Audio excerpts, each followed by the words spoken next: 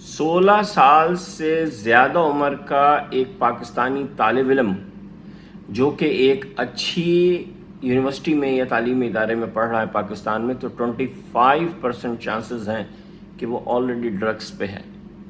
25% मज़ीद chances add कर लें अगर वो लंबी नींद सो रहा है, अनयूजुअली लॉन्ग स्लीप।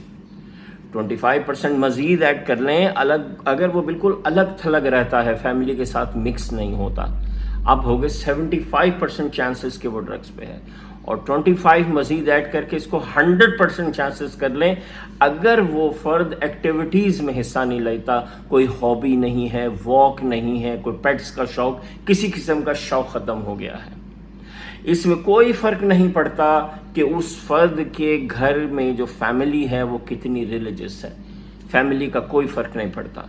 फ़र्क पड़ता है तो सिर्फ एक, वो ये कि जो स्टूडेंट है उसने यूनिवर्सिटी में अपनी दोस्ती कैसे लोगों के साथ की है, और बिलखुसूस क्या उसने कोई रिलीजियस ऑर्गेनाइजेशन ज्वाइन की है।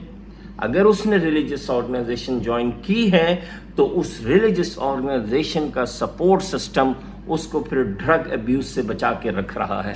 ये है पाकिस्तानी एजुकेशन सिस्टम की कहानी।